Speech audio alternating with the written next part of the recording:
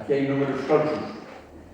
Pues como os iba diciendo, con motivo, nos ha parecido un buen motivo, que ahora que se habla tanto de Eduardo Pisano, ya sabéis, todos los que le conocisteis, que es un pintor magnífico de Torlavega, ya murió en 1986, que pasó buena parte de su vida, por no decir el 90% de su vida, en París. Entonces, tenemos el lujo de contar con Pedro Sobrado, que le conoció personalmente, convivió mucho tiempo con él, con Eduardo en París. Tú también pasaste buena parte de tu vida en París. Sí. Tenemos la parte más pequeña. Eso es. Tenemos la suerte también de contar con Eduardo Monteagudo, que es el pintor que ya sabéis que termina hoy esta exposición, y que su padre es uno de los grandes pintores franceses, ahí tenemos el libro de su vida, Philippe Monteagudo, y su madre, que ese es otro libro que está abajo, también una pintora extraordinaria, que es Carmen del Verbo, también que estuvieron en la escuela de París, muchísimo tiempo en París, eso echar un vistazo si queréis, es una pintora también extraordinaria, y por eso que queríamos hablar de otros pintores como es Philippe y como es Carmen, menos conocidos, pero que pertenecen a esa, digamos, a esa época gloriosa de esos españoles que estuvieron en la escuela de París, y entonces, pues digamos que con estos libres... Era francés de nacimiento, era español, era de abuelo. Eso. Pues si te parece, Eduardo empieza un poco, eso, hablando alguna... Danos unos apuntes sobre tus padres y después ya la verdad es que la familia nuestra se formó en la Plaza de los Pintores porque allí fue donde se conocieron mis padres y donde finalmente se casaron. Se casaron en el 18, el barrio 18. Me parece que es el Montmartre, ¿no? Sí, sí. El 18. Se casaron allí en el ayuntamiento del 18 y allí vivían en la Rue de Trofer, la calle de los Tres Hermanos, y que luego curiosamente ellos tuvieron 3 hijos y una hija. Entonces, yo era uno de ellos, éramos los Trofer. ¿Tienes 2 hermanos? Tengo 2 hermanos, dos hermanos y tuvimos una hermana, pero mi hermana falleció siendo muy joven, tiene un año y medio. Y bueno,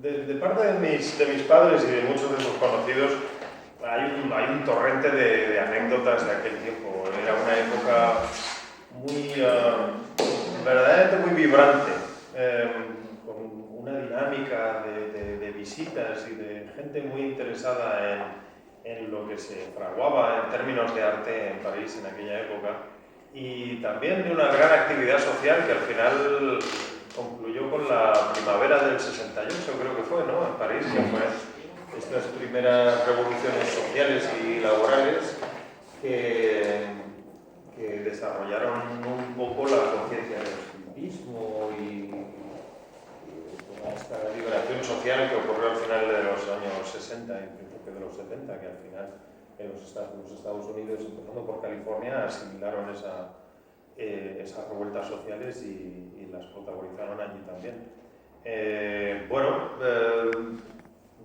Mi madre había estado residiendo en Inglaterra durante un tiempo. Se marchó de España un poco desencantada, ya que ella, pues sus intenciones artísticas aquí se veían muy mal entorno para desarrollarlas.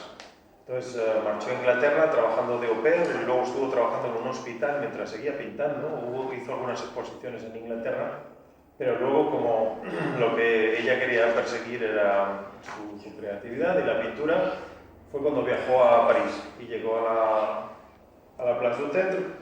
Lo que hacían eran jóvenes y, bueno, y aventureros, y, oye, pues te sentabas en una acera y hacías lo que sabías hacer y jugabas un poco al azar de que a alguien le cayese en gracia lo que hacías y sacarte lo suficiente para poder cenar ese día o pagarte el alquiler de la semana o del mes. Sí, ¿sobre qué año podía ser eso? Eso debía ser a mitad de los años 60. Tú llegaste a París sobre el 61, ¿no? Decías antes. O sea, que casi coincidiste, tú conociste ahí a Philippe, ¿no? Ahí en París, Sí, ¿no? pero llegó más tarde. Sí, mi padre debió entrar allí un poco después. Pero bueno, mi padre tuvo también un periplo bastante curioso. Le tocó guerrear en la guerra de Argelia. Y Es que tu padre nació en Francia. sí, Su padre era español. era español, su madre francesa. Mi abuela se llamaba Raimonde Duc. Y bueno, le llevaron un poco a la fuerza a la guerra en Argelia, que fue una guerra verdaderamente deleznable, un enfrentamiento cruel y sanguinario, y creo que tuvo que presenciar algunas cosas bastante duras, tanto que ni siquiera habla de ellas, aunque a veces yo le haya preguntado, es difícil que hable de aquellas experiencias. Pero cuando regresó,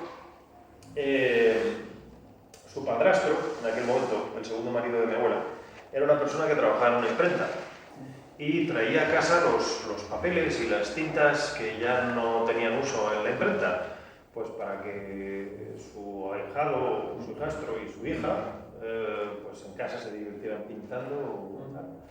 Y en la adolescencia de mi padre ya había estado jugando pues, con estas tintas, estos papeles que traía su padrastro a casa cuando vivía con él.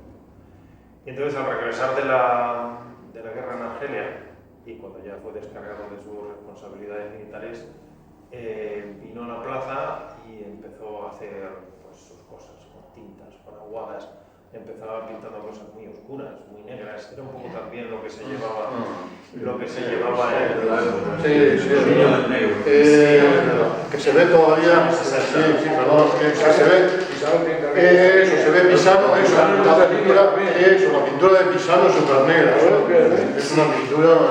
El libro de mi padre, cuando lo editamos, la verdad es que se mezclaron las obras sin tener en mente un principio cronológico.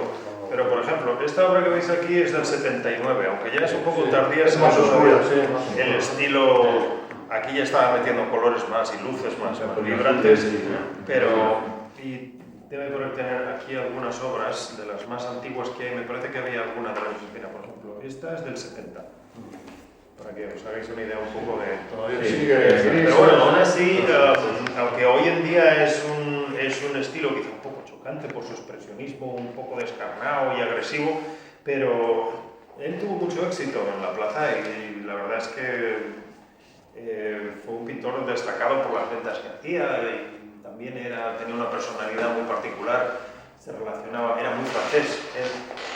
Y allí en la plaza había gente que venía de todo el mundo, había yugoslavos, ¿verdad? No es así. Sí. Había yugoslavos, rusos, españoles, y claro, gente que venía y decían el sitio donde estar para hacer la pintura es en la plaza. Pero bueno, los franceses tenían el derecho de paso, primero. Y eso creo que en aquel momento se establecía un poco como la ley de la selva. El que tenía un poco más poder de influencia... Estaban en su casa. Sí, no son ellos para estar otros. Jugaban en campo. No, pero yo, por ejemplo, mis amigos italianos, éramos 4 italianos y yo éramos. Eres un equipo, claro, había que protegerse unos a otros. Mi madre me contaba, por ejemplo, que en las primeras ocasiones en las que ella se puso a pintar, ella pintaba un motivo bastante recurrente por bastantes autores de allí, que eran los pulvó. Bueno, eso es un motivo de Montmartre. En Montmartre hubo un pintor en el siglo anterior que se llamaba Pulvó y pintaba niños. Entonces los pintores que iban después que pintaban niños eran Pulvó, en recuerdo de y yo pinto Pulvó. Sí, porque era una cosa como un tema de allí. Un recuerdo de Montmartre a llevar un Pulvó ya fuese de un pintor. Mi madre asimiló esto y la verdad es que los hacía muy graciosos, los hacía un poco como caricaturas, con la cabeza muy grande y tal, pero bueno. Sí, como los raqueros, casi como los raqueros en Santander, los chiquillos, ¿no? Se le dio bien desde el principio, ya cayó en gracia y entonces pues había gente, claro, un día, 2, 3 que ves que viene una de fuera, se sienta y vende. Y después de vender uno, vende otro y ya se va tan contenta a su casa. Y al día siguiente, pues al tercer día vino un señor y la intentó de malas maneras, la empujó. Y le dijo, te vas de aquí porque estás quitando los clientes a los otros. Este es el enfrentamiento que, claro, era una zona libre de... Había una defensa también, que si tú estabas declarado para empezar tienes que tener los papeles de y pagabas la Hacienda, no te podía... Tenías que tener una licencia. Y ahí estaba la policía. sea, la policía de paisa controlaba. Sí. O sea, que tienes que tener permiso. sí. Ahora, hay otros que venían, tú dices, te van las cosas mal, en la galería, tal, voy a Montmartre, pinto, y un americano me compra. Porque hay una tradición en Francia, que en España no hay, que es que te pones a pintar en cualquier sitio de Francia, sea en París, por el Sena, por donde quieras, o en Lyon, o en provincia, en cualquier sitio, te pones en la calle a pintar y la gente te compra los cuadros. ¿No compras la calle? No. Es muy difícil ver. Otra cultura. Ahí es una otra cultura. Entonces, una de las culturas es, y en Saint-Germain había también pintores como... Había uno que, para llamar la atención a los turistas, hacía como que se pegaba con el cuadro. Y hacía cola, y la gente, la policía le llevaba porque interrumpía la circulación. Escándalo público. Interrumpía la circulación porque todo el mundo se quedaba a mirar. Yo, claro, algunas de las anécdotas que cuenta mi padre son bastante sórdidas. Yo recuerdo que en aquel tiempo se cambió el valor de los francos. No sé, no recuerdo. Creo que pasó a ser... Franco Viejo de Franco Se devaluó. Ah, sí, joder. Había que poner 2 ceros. Sí, exacto, 2 ceros me parece que 2 ceros. era. Eran los 100 francos antiguos, pues va a ser un franco. Un franco, sí, Entonces, claro, recuerdo que... Una pregunta, pero Sí. seguro que los venderíais más baratos en la calle. había... Porque los clientes que habían era de gran poder. Mira, ¿Sí? yo en la calle... Porque yo lo que he visto en la calle, en Montmartre y en Venecia, pues a mí me parece, y en Florencia lo mismo. Bueno, tanto es así, yo compré uno porque pude comprar. Más Ah, barato, pero de eso- precio más asequibles. Pero esos son trucos, y son cosas de la vida y situaciones. Porque yo, cuando fui a Montmartre una vez Hola. y pinté y vendía Hola, buenas. nunca lo firmé con mi nombre. No, siéntate. Siéntate. Ah, eso ya. Porque yo tenía en una galería cuadros hasta... Mira que he visto. Y no podía poner mi ¿Lo habéis nombre aquí. ¿No lo habéis oído? Lo que ha dicho. No, pero ha quedado grabado. Sí, que no firmaba con su nombre. No firmaba con su nombre. Claro, así lo podía vender. Es un truco. Hay otros que sí, pero yo no, porque tenía la galería que hacía la estatua y la galería prima. Que yo Cuando exponía yo, pues como no les gustaba, entonces, porque en Montmartre vendías de otra manera, ¿no? Eso lo he hecho yo también. O sea, lo que pasa es que, vamos a ver, la pintura, aparte de ser una vocación, también es una profesión. Y en términos profesionales tienes que tener cuidado en los pasos que das. Porque es posible que durante un tiempo, por ejemplo, tengas a tu alcance realizar un tipo de pintura alimenticia, que se dice, que en la cual te va a proporcionar medios para que avances en otro tipo de pintura que es más interesante para tu carrera a largo plazo. Que tú puedes realizar una pintura de consumo, digamos, a corto plazo, ponerla a un precio menor, pero tú no quieres poner el mismo nombre en las dos cosas. No quieres que a ti se te recuerde por aquella cosa que pintaste para salir del paso en un momento, ¿no? O vender tus cuadros, que tú los estás valorando más porque te implicas más con ellos, te comprometes más con ellos, venderlos a un bajo precio porque tienes que salir de un bache con un pago, porque te hace falta dinero, porque tienes un hijo o lo que sea. Oye, perdonad un minuto, os voy a presentar a Antoine Arlandís, Eduardo Monteagudo, Antoine Arlandís, Pedro Sobrado, también es pintor, Antoine Arlandís, ¿no? Para que le conozcáis, ¿eh? Yo te conocí el otro día. Yo lo de firmar con seudónimo lo he hecho también, o sea, cada cual puede tener sus... Pero es verdad que con la pintura te revelas personalmente, siempre y cuando firmes. Ahora, si no quieres revelarte personalmente y quieres, digamos, desprenderte de esa obra, tu intención es desprenderte de ella en todos los sentidos, que te paguen por ella y que nunca más te pregunten por ella, pues entonces le pones un seudónimo, la vendes a bajo precio y sales del paso y ya está. Y si te piden más, lo vuelves a hacer. Tiene ningún problema. Claro. Y si luego te da por tal y haces otro seudónimo, ¿cuántos escritores han escrito bajo seudónimos y han pasado por ser escritoras? En la literatura ya pasa. Claro. ¿Cuántas escritoras, por ejemplo, para poder triunfar tenían que tener un seudónimo masculino? Porque si O no, poner el nombre del marido. claro, porque es que si no, como mujer, no, lo que ha escrito una mujer yo no lo leo. Pero si tiene un seudónimo, el prejuicio se acaba. Pues el seudónimo es que puede ser la manera de atravesar muchas de estas. Yo esa experiencia la he vivido en Praga, en la plaza de Praga, que había cantidad de pintores que hacían acuarelas de la plaza, que es preciosa, y siempre pintaban lo mismo, pero lo vendían todo. Además, unos precios fantásticos, muy buenos, baratos. Me pareció muy barato. Yo le compré unos dos que he traído, los tengo en casa, preciosos. Porque es otra cultura. Porque aquí te pones en la calle y no te Aquí no. Aquí nada. No, la gente sí, si pones un gorrito a lo mejor te echan un poco, pero... Sí, es que decía antes Antoine, decía antes Pedro, que en Francia, que en cualquier ciudad, en cualquier calle, te pones ahí con un cuadro a pintar y te recumban. Dicen, igual en Marsella, a ver tu experiencia, ¿eh? Bueno, perdone de mi retraso, pero he buscado Ya, el para apartamento. entrar a la buena calle. No es fácil. Bueno, quiero deciros que en Francia no hay que generalizar. Hay sitios como Montmartre, donde la gente vende ahí, se ponen ahí a hacer 10 veces el mismo cuadro, y lo venden a los turistas, y tienen la plaza a golpe de puñetazos porque vale mucho dinero esa plaza. Hay sitios así como Saint-Tropez también. Saint-Tropez también hay muchos en el puerto y venden ahí bastante caros en Saint-Tropez. Y hacen siempre lo mismo, la iglesia con el quay, con 3 o 4 barcos. Y venden, y pasan los 3 meses de verano ahí vendiendo pintura todos los días, pero mucha pintura. En Cassis también, en las ciudades un poco turísticas vamos a decir. En Marsella, hace años tenía un muy buen amigo que se ha muerto, que descanse, se llamaba Eula, y él se ponía en el viejo puerto, claramente en el viejo puerto de Marsella, solo. Tenía su carro, tenía sus cosas, se ponía ahí a pintar, con cuchillo pintaba.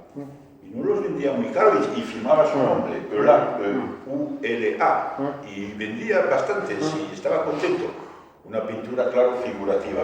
Siempre cuando se pinta en la calle es una pintura figurativa. Es una pintura figurativa que la gente la ve, oye, es eso, un recuerdo que son turistas de aquí, pasan por souvenirs. Salvo en algún caso, perdón Antoine, que decía antes Pedro que él empezó vendiendo en París abstracto, ¿eh Pedro? Tú vendías abstracto, ahí dice que vendía abstracto en Montmartre. No, en la calle no. Ya en galería. La calle era Ya, por eso digo que... para salir al paso. Pero no siempre. Ya. Porque en París también por Notre Dame, por Saint-Germain, te pones con el gabinete. Sí, en todo el que Seine, Toda la orilla del Sena. Todo el Seine, sí. Bueno, es una Pero forma... exacto, era una galería, no tenía el mismo nombre. Yo lo que sí quisiera decir es que es una forma de vivir, que es preciosa porque es una forma de aventura, una mañana bohemia y todo. Yo lo he vivido 3 años, pero no de esa forma, porque tenía Voy a hablar un poco de yo, porque no se va a hablar de otra cosa que de yo, perdonadme. Y entonces tenía un pequeño estudio, que es un cuarto, en la rue Forciat, en Marsella. Y enfrente había un bar que se llamaba Le Piano.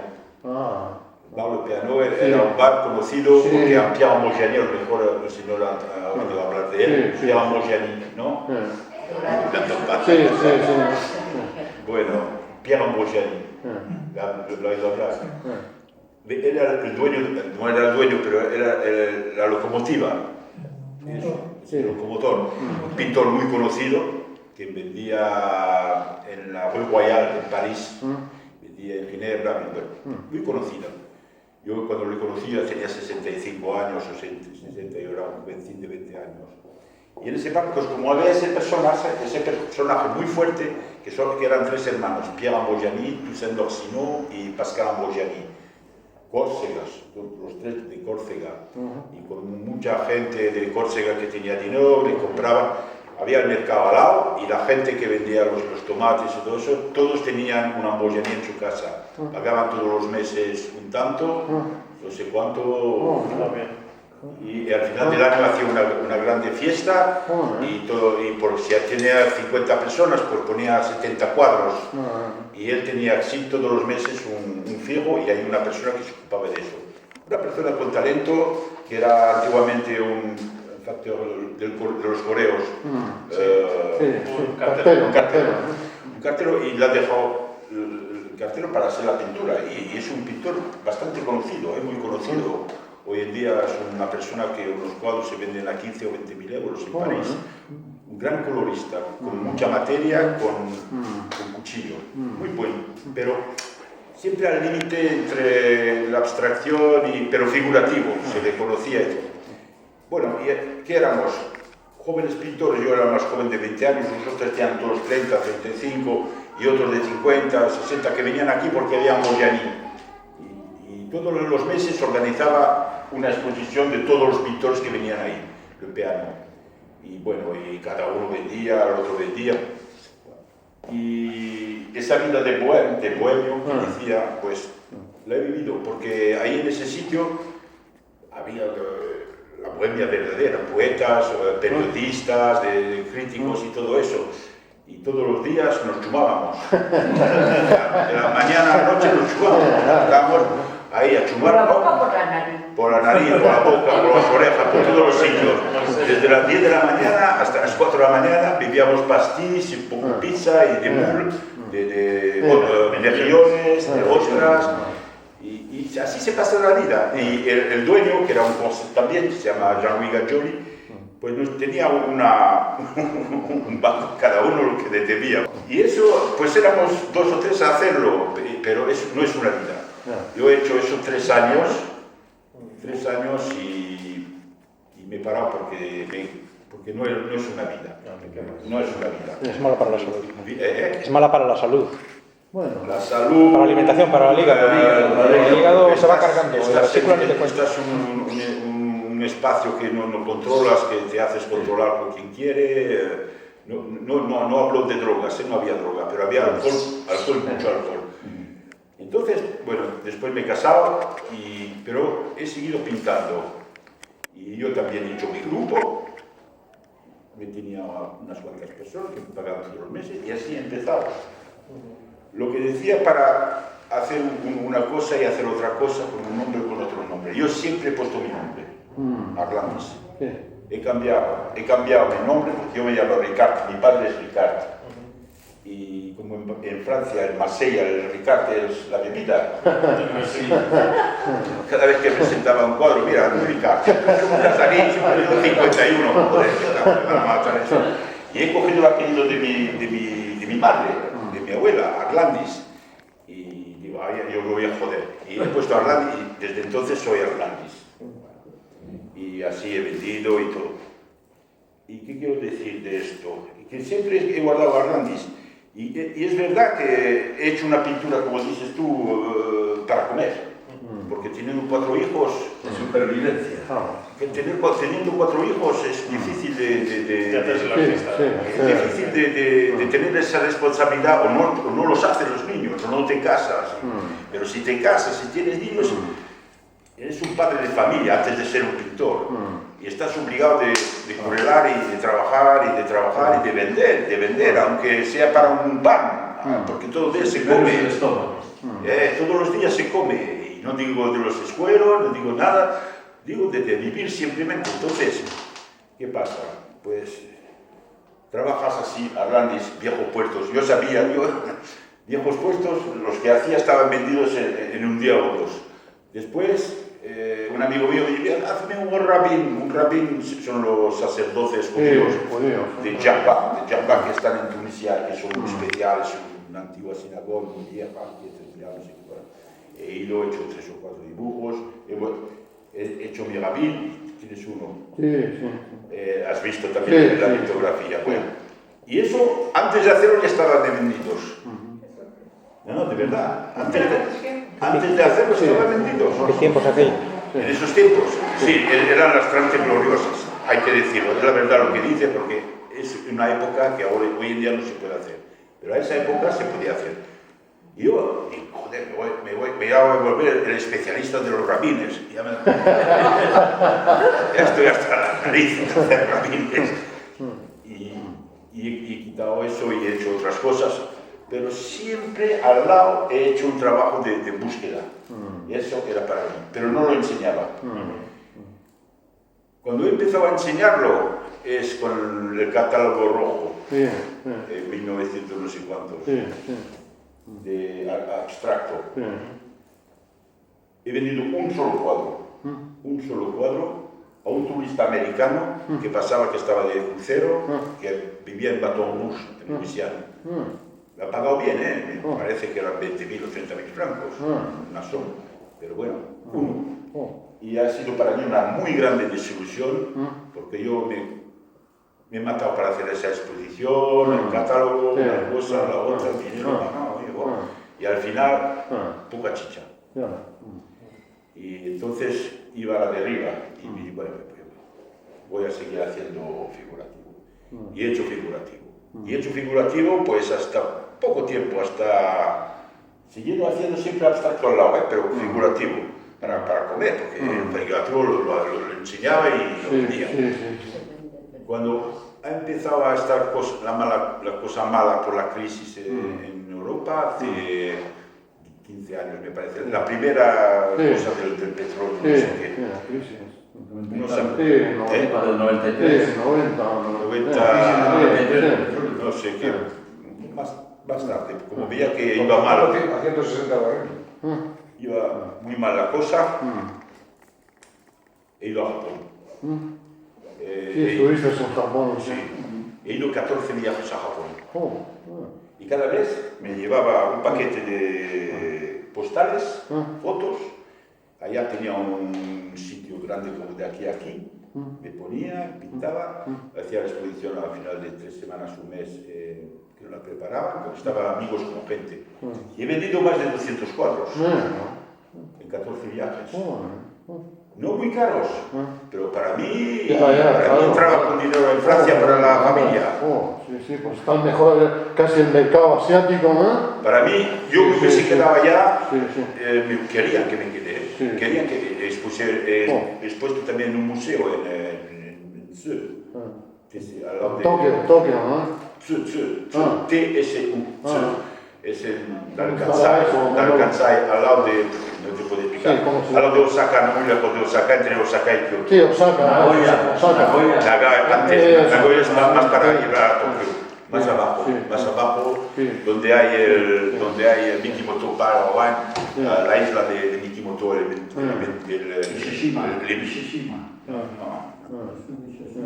el inventor de la perla de cultura. Las perlas cultivadas. Eso.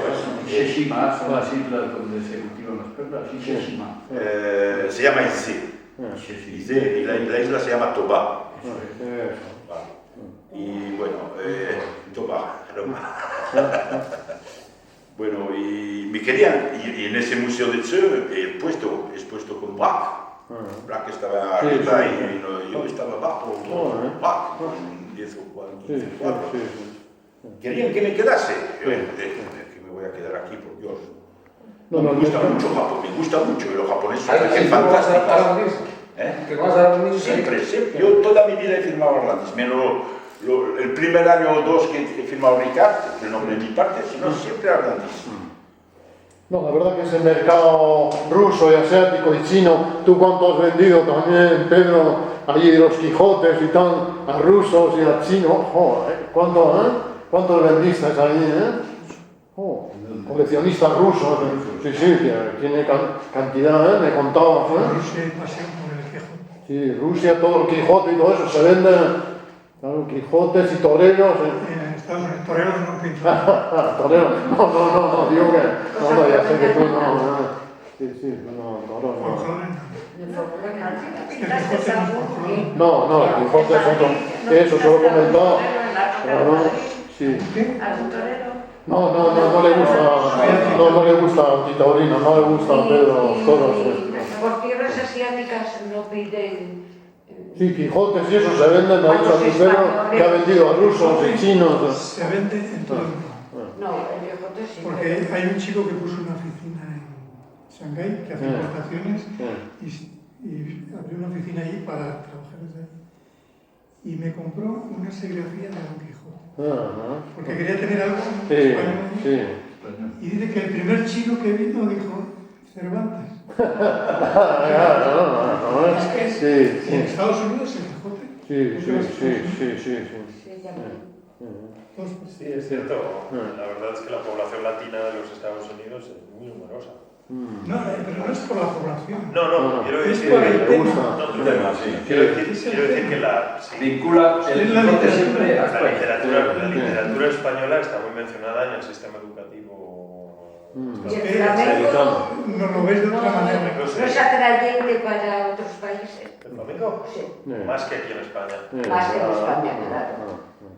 Sí, yo de hecho últimamente estaba viendo algunos de los grandes artistas flamencos que tenemos aquí y hablaban de que, claro, tú ves lo que hacen y dices, "Jolín, es difícil ver a las grandes figuras del flamenco andar de gira por España. Están siempre Fuera. en Japón, Japón, Estados Unidos, Estados Alemania, Unidos. Inglaterra y tal. Y entonces tú te preguntas por qué.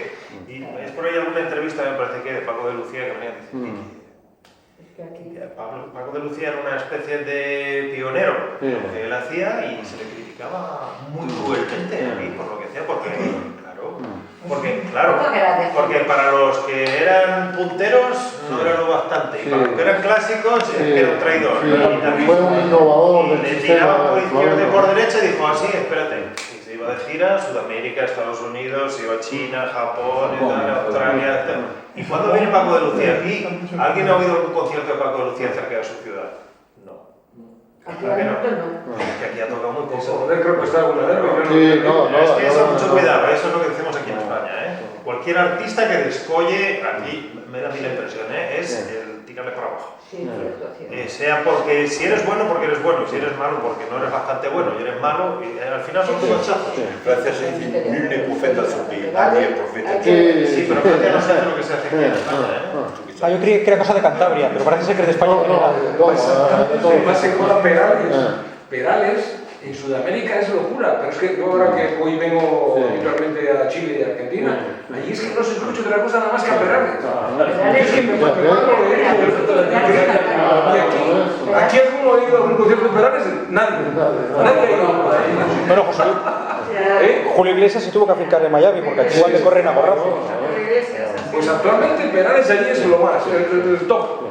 A mí me llama la atención sobre lo que decía Antoine, Arlandís, Eduardo, es que tú en cambio, digamos que haces lo que vemos aquí, en una parte de pintura figurativa, pero prácticamente todos los años que vas a exponer a Estados Unidos, allí prácticamente todo lo haces abstracto, o esa es la idea que tengo yo, ¿no? Allí lo que vendes tú es abstracto, ¿verdad? Sí, la galería no tiene nada de figurativo. No, de hecho, desde el principio no querían mi obra figurativa, querían en abstracto. Y bueno, es lo que venden. Yo creo que la obra figurativa allí iría también en esta galería, porque de hecho yo, de los 60 artistas que llevo esta galería, yo soy uno de los únicos 3 que tienen obra abstracta. Todo lo demás son... Sí, figurativo. Sí, figurativo, una especie de lirismo, una pintura así romántica, o alguna así, una pintura muy edulcorada de temas así, y luego temas florales muy clásicos y cosas así. Y hay paisajistas también, pero y ahí sobre todo tienen varios artistas hiperrealistas que tienen mucho éxito ahí. Sí, la mentalidad norteamericana es muy objetiva, es muy concreta. Es práctica, sí. Es práctica en ese aspecto y entonces su sensibilidad también es un poco así. Pero por otra parte, también han sido, en la sociedad americana se dieron los grandes fenómenos de inicio del abstracto y del abstracto expresionista. Y allí hay una cultura de aprecio hacia... hay cierto tipo de pintura muy corrientes que han sido genuinamente norteamericanas, como el expresionismo abstracto, también lo que ha sido el pop, aunque eso yo no tenía tanto de pintura abstracta gestual, pero la pintura gestual abstracta, la pintura de campo, de color, por ejemplo, también ha sido inventada en Estados Unidos y hay gente que lo aprecia y invierte dinero en ello. Sobre todo con la diferencia de que... Esa generación que hay ahora de juventud tira más por lo... Yo creo que ahora mismo hay una corriente que tira más hacia el conservadurismo figuración, y está volviendo hacia la figuración y bueno, el realismo. Pues yo pensé que no, que era al revés. No, yo creo que ahora mismo la gente en cuestiones estéticas, la mentalidad se está haciendo más conservadora. Nacionalismo. Pues hoy ves una vivienda Moderna, y no ves un cuadro. Sí, eso puede ser así, pero por ejemplo, sí, pero Bueno, las cosas que sean, como lo que dije. sí, pero si tú ves ahora mismo, por ejemplo, en qué se invierte en arte, no quién se compra un cuadro para que quede bien en su casa, sino qué es lo que se invierte en arte. La verdad es que es muy difícil ponerle una etiqueta, ¿no? Hay todavía el arte conceptual, hay poca pintura, pero la pintura está regresando. Durante unos años la pintura ha estado desaparecida completamente. Ha estado pues, las nuevas tecnologías, el videoarte, todas las técnicas digitales. Es muy político esa historia. Las instalaciones, es cierto. Sí, pero es que a ese nivel, efectivamente, ves que hay una especie de maquinaria del sistema que se encarga con el arte y manipula lo que son las corrientes Todo, referidas manipula a todo. la sociedad.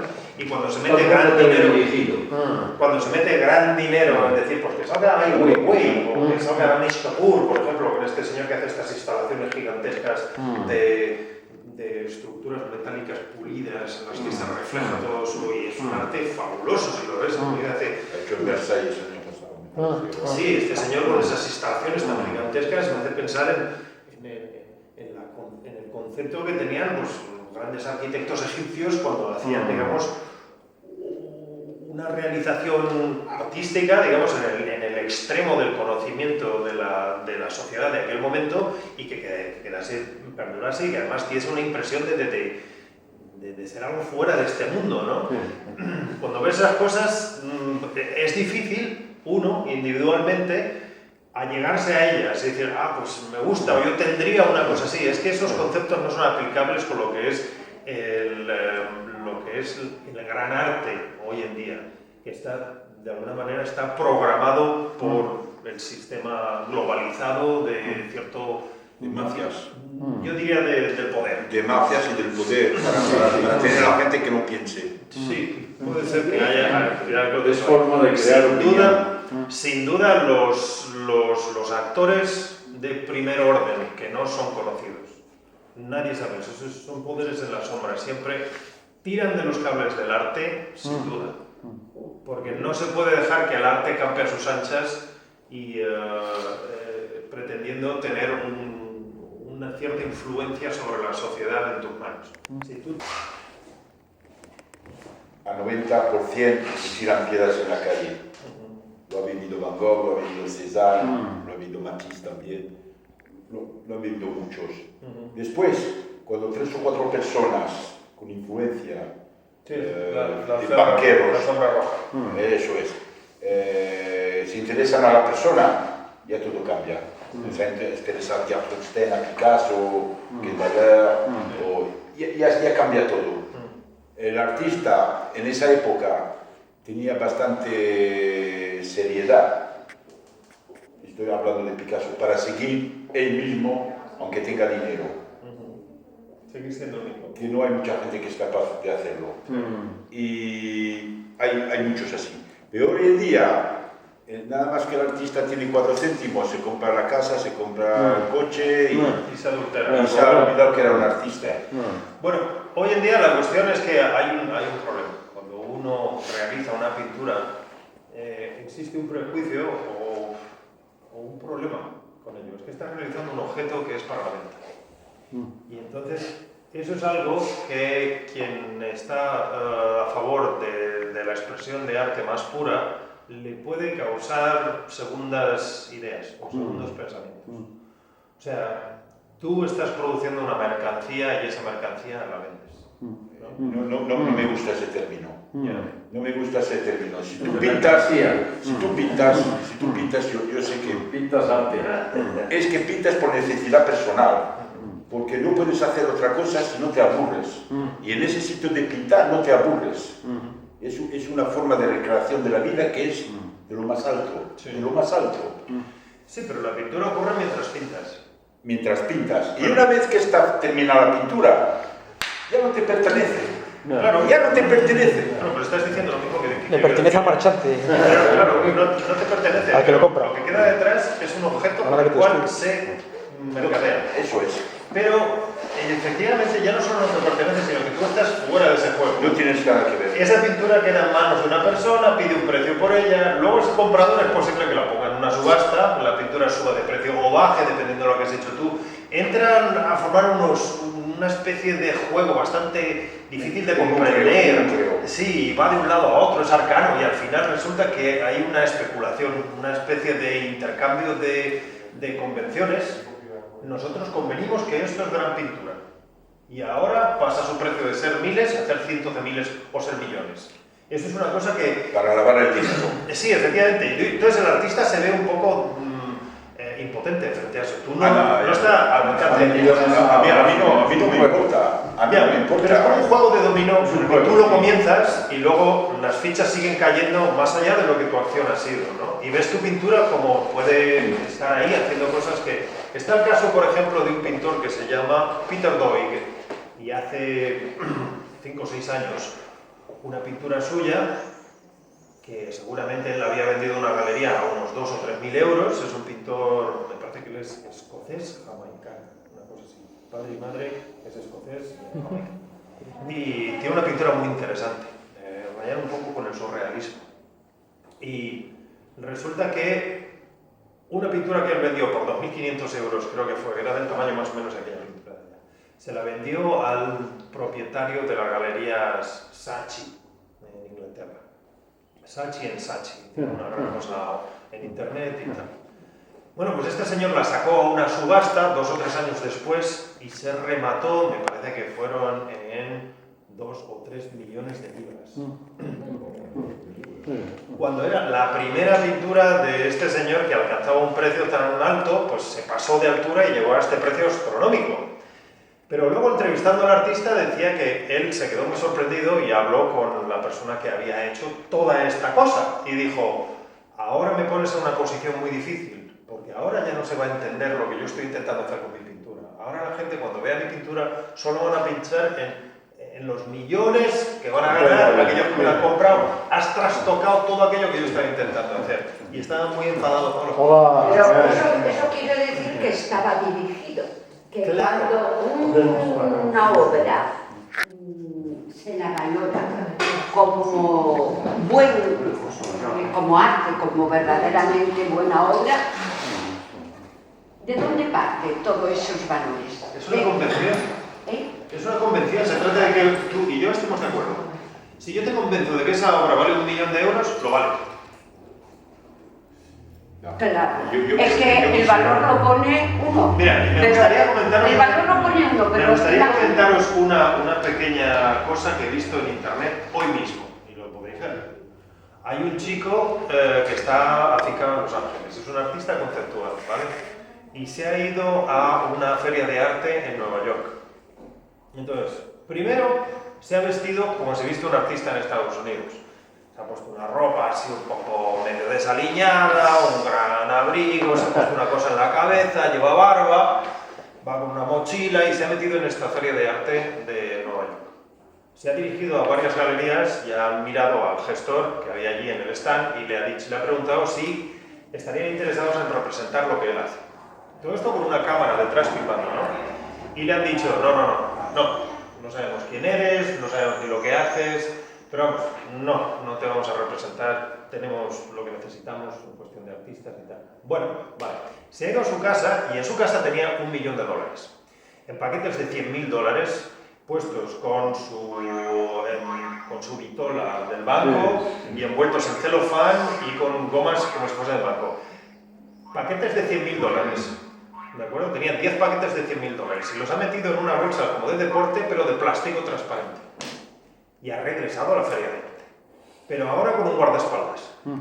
Y él se ha vestido bien, una camisa limpia, sin gorro, sin nada así que llamase la atención sobre su persona, pero llevaba la bolsa con $1 millón transparente, donde se veía el dinero, la llevaba arrastrando.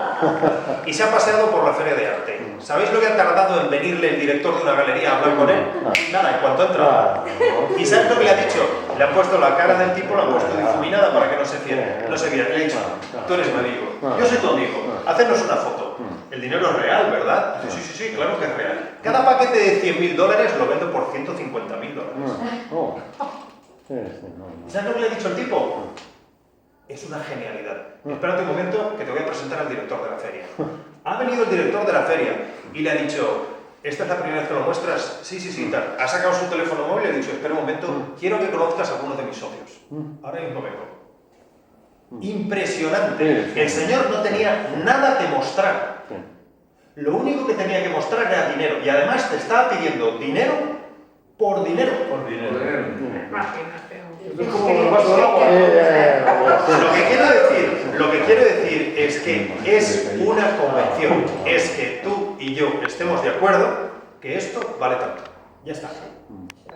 No quiero hablar sobre determinada o determinada porque eso es una conversación para meses y años.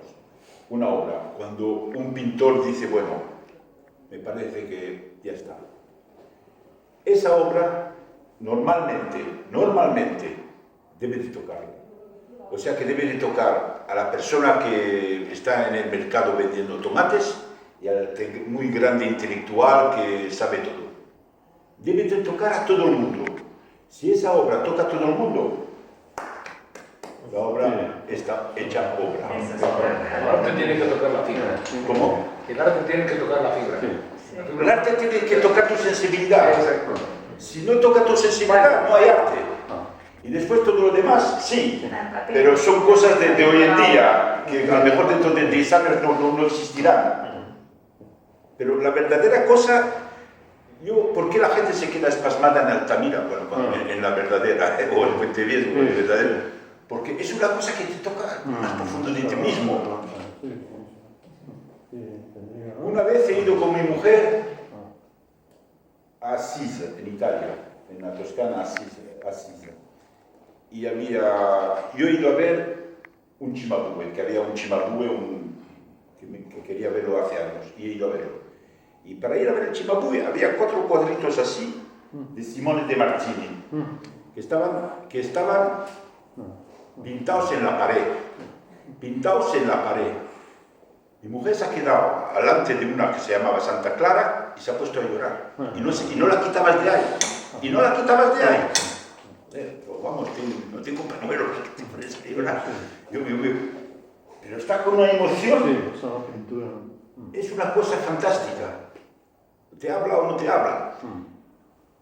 Yo, la primera vez que he ido a ver Cézanne, a París, en el Museo de l'Orangerie, en el barco de Louvre, abajo, el antiguo museo del principio de la Rivoli. La primera vez debería de tener 20 años o 21 años o 22 años, no sé, por esas edades. Voy, veo Cézanne, putain, c'est ça Cézanne? ¿Es eso Cézanne? Una desilusión, madre de Dios, Cézanne. Y bajaba a Sella otra vez, y Cézanne no me gusta, no lo encontraba. Y empezaba a mirar Cézanne, a mirar. Al principio, una cosa que me gustaba mucho de él era la Maison du Pendu. La casa, no sé cómo se dice en español, la casa del pendido. Es una casa así a Auvers-sur-Oise. Y después he entrado en Cézanne y hace unos años, 15 o 20 años, había un Cézanne en Santillana de Mar, un pequeño así. Y como me dije, no voy a verlo. Y he venido a verlo. Una cosa fantástica. Es que hay que aprender a mirar las cosas también. Está muy bien de tener un sentido así de acción, pero hay que aprender también a comprender las cosas. Y cuando haces el esfuerzo de comprender las cosas, te viene mucho más fácil. Y entonces estás delante de... Yo tengo la cara de gallina hablando de esas cosas, porque cuando ves el portrait de Vallier de Cézanne o las acuarelas, que es el último que ha hecho, que es precioso, que con el papel sin pinta ni nada, el papel coge el color de un tono fantástico. Te quedas asombrado. Y puede valer 10 millones, 100.000 millones, 2.000 millones de millones o un euro. Eso no se paga. Y es esa cosa que es bonita de buscar y que es bonita de compartir con la gente que viene no a comprar tus cuadros, a mirar tus cuadros. a mirar los cuadros. Ya es mucho. Ya es mucho. Después comprar, ya hablaremos de economía y todo eso, que tienen razón sobre la economía de hoy en día. Pero yo no creo. Yo digo una cosa. Sí, es verdad que hace 10 años, 20 años, 30 años, por las razones que dices, políticas, lo que sea, la pintura, yo cuántas veces me han dicho que usted es vetusto, es arcaico, yo que sé, creo que me han tratado que pintaba. Yo digo una sola cosa, mire, tanto que un niño o una niña de 4 años o de 3 años pintará un cuadro o así, un marballo, lo que sea, y irá con toda su ilusión a darle a su padre o a su madre o a su abuelo o a su abuela, la pintura existirá. Es lo que digo yo. Así me podéis contar lo que queráis, como queráis, pero eso es la pintura. Eso es la pintura. Es cosa de sentimiento. Si el hombre se olvida que es hombre y se quiere volver una máquina de cagar y de comer, libre a él. A mí no me importa. Pero yo, me parece que eso que tenemos, que no tienen los animales, que no lo tienen porque si lo tendrían se sabrían, que nosotros hemos pintado en las cuevas y ellos se comían entre ellos. Y nosotros, en el hecho de pintar en las cuevas, nos hemos cogido una diferenciación muy fuerte con el animal. Hemos mostrado que podíamos hacer cosas para nada, simplemente para decir, aquí estamos. Eso me va muy bien. Eso me va muy bien. Decía antes, a mí me llamó la atención, Eduardo Monteagudo hablaba al principio sobre su padre, el gran pintor francés Philippe Monteagudo. ¿Verdad que tu padre? Sí, todavía vive. Sobre Philippe Monteagudo, el gran pintor, y sobre su madre, y cómo os marcó la experiencia de la guerra de Argelia. Y fíjate que es curioso que yo siempre me acuerdo que tú también veníais de Argelia, ¿eh? Pues, claro, vosotros también veníais de Argelia. Porque yo tenía 10 años. Yo me fui de España. Yo me fui de España a los 3 años porque Franco quería matar a mi padre, que era de la República Capital. Y mi madre es de Argelia. Está nacida, pero no es árabe, es francesa de Argelia. ¿Perdón, es el espacio natural? Sí. Podéis pasar, es una tertulia de arte que tenemos los días. Ella escribe cosas y bueno, las asocia con su pintura. Muchas veces es un poco la salida que da a ciertos pensamientos o sensaciones que ella tiene, y sí que escribe cosas, escribe también en internet algunas cosas. Sí, por eso yo antes... Sí, ella también es muy poética en los títulos de sus obras. Es una cosa que se van a aplaudir en muchas ocasiones. Ella siempre, no sé, su obra es muy etérea, muy ensoñadora, también apela mucho a lo que es toda la idiosincrasia infantil y femenina, la inocencia, la pureza, y bueno, así es como ella es que ella es así personalmente, esto no es una proyección ni tal, es que ella es así y lo refleja con ciertos escritos breves. Sí, yo me iba al tema este de Argelia porque precisamente Antoine Arlandis, uno de los libros más importantes que ha hecho de arte, para que lo conozcáis, luego le echáis un vistazo, es con motivo de cuando fue Marsella, capital cultural europea en el 2013, hizo un trabajo extraordinario, ya veréis, sobre Albert Camus.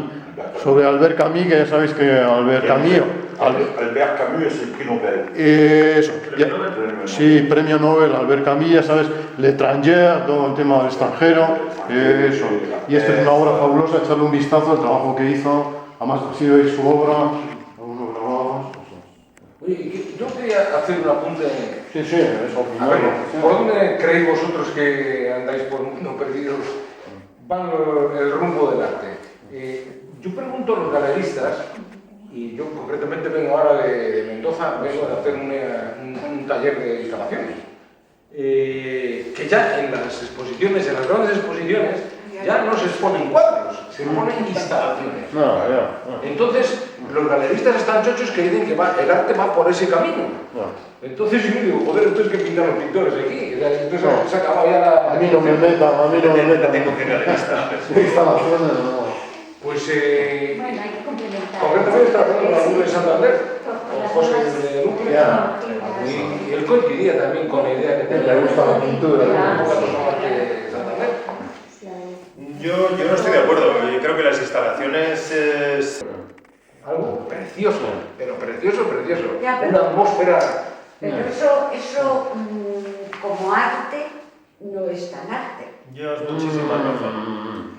No, Eso ya, es más te oficio. apuesto yo por eso lo que quieras. Porque además te digo una cosa. ¿A que no coges a esa persona delante de un lienzo en blanco y que no tenga ningún aporte externo de una imagen? Eso, ahí está. Quitan las fotos. Ahí está. Antonio López, Eso es un quitan la oficio. foto. Y Antonio López te hará una gran pintura, porque es un gran pintor. Pero quitan la foto. A ver a dónde llega el superrealismo. ¿Y por qué? Porque la pintura lleva un proceso. Y tú coges una imagen congelada en el aire y tu memoria no funciona así. Y tú siempre pintas de memoria. Tú tienes que registrar, leer algo en una imagen o leerlo dentro de ti mismo. Y entonces sacarlo al lienzo. Y esos señores están funcionando como una reproductora Xerox, de esta que hace copias de tal. Sí. Porque Se ha puesto de tienen moda sus ahora. técnicas, ellos, oye, calibran el color, el tono, te hacen la composición, te hacen una cuadrícula, estudian esto, unos códigos para mezclar el color. Todo eso además está normalizado, quiero decir. Industrializado. Tú puedes decir, es que tiene 35 años, pero es que el conocimiento para hacer una pintura hiperrealismo es sota, caballo y rey. O sea, tú haces A, luego haces B y haces C. ¡Uy, igual que la foto! Y es que yo no te voy a decir que un mono lo hace, Es pero difícil distinguir una foto de la... Casi puede poner... Chapó por el oficio, por el trabajo. sí, claro, Y las- eso está bien. Pero como- Claro, proyectan la foto en el lienzo, hacen el tal, y luego ellos, claro. Sí, y pero sí se ha que puesto un tienes- poquitín de moda porque el Reino Sofía esta primavera ha inaugurado una exposición que salió en televisión. Sí, en sí. la segunda cadena yo vi un reportaje de una hora y que estaban todos los hiperrealistas españoles. Sí, yo el hiperrealismo, Estaba la monja. yo el hiperrealismo que se queda en Se hiperrealismo. vende mejor, ¿eh? Yo el hiperrealismo que se queda en hiperrealismo a mí no Cuando me pasa dice lo que nada ves. en absoluto. No valora. Eso es como una persona que hace bien su trabajo. Yo Vale, digo yo que- cojo un mecánico, como un alfarero mismo, que es un artesano, que hace muy bien su trabajo. Bueno, pues este señor es un artesano de la pintura. Y te hace muy bien la foto de tu perro. Se la llevas y te pintas hasta el último pelo. Pero el perro no está en esa imagen. Ahora, llega una persona, y es como el señor Arnaldi está diciendo, que es capaz de hacer así, plaf, y luego da dos toques, y ahí ves a tu perro, y ahí reside el arte verdadero. Hay que darle un poco de imaginación. Ahí está. Porque, El perro te pinta medio claro, claro. Cogiendo el espíritu de la vida. El otro tiene pero más imaginación. claro, la cuestión del arte es que consiga más con menos recursos. Y siempre ha sido así. Cuando tú te vas a Altamiras y puedes ver que hay un búfalo que está recostado, que tiene frío y mete el hocico entre las patas. Recoge las patas porque hace frío a su alrededor. Y eso te lo ha hecho un señor con ocre y un tizón. Y ya está. Eso es el gran arte. Claro. No que una señora se coge una cámara digital y está con una pantalla de Apple así de grande delante de un lienzo así de grande y ella saca un píxel de la foto y el mismo programa le dice tiene tanto de rojo, tanto de azul, y hace un valor de ese píxel. Y entonces coges ese píxel y tú dices, pues tal, y lo pones aquí en este píxel. Sigues ese proceso y es hacer la pintura por los puntos. Una química. Sí, sí. Eduardo, unas pinceladillas. Tiene su valor. La experiencia que tú tienes en Estados Unidos, ¿cómo se visualiza Norman Rockwell actualmente? ¿Como una referencia absoluta o relativa ya? Como referencia no se le considera.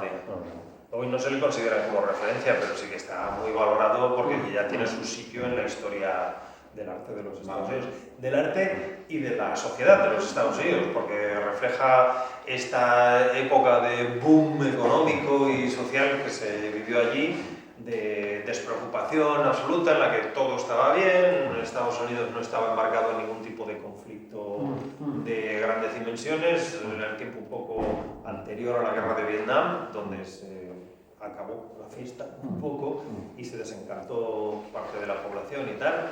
Era la época en la que pues, eran el regreso de todos los soldados de Europa, habían ganado la guerra, todos estaban exultantes, todo era fabuloso. Sí, pero como calidad pictórica se sigue considerando una referencia, Sí, porque claro, la tiene. Sí, por supuesto. Sí. Él pertenece a una escuela de artistas ilustradores, quizá, porque él es un gran ilustrador, pero con un conocimiento pictórico muy profundo. Pero es un ilustrador, que tú en sus pinturas lo que ves son escenas, algunas de ellas casi folclóricas, de lo que era la sociedad de los Estados Unidos en aquel momento. Sí, es curioso, Eduardo, ahora que antes comentaste, es uno de los grandes hechos, hablaste de la guerra de Argelia, hablaste después también del mayo del 68, y ahora me gustaría a mí que, como tenemos aquí la suerte de tener presente a Pedro Sobrado, cuéntanos, para que cueste para siempre, que me lo contaste a mí un día y yo me quedé, ¿dónde estabas tú cuando estalló el mayo del 68 en París? Ahí es, me encanta a mí esa, ¿dónde estabas, Pedro? Una casualidad. Cuenta.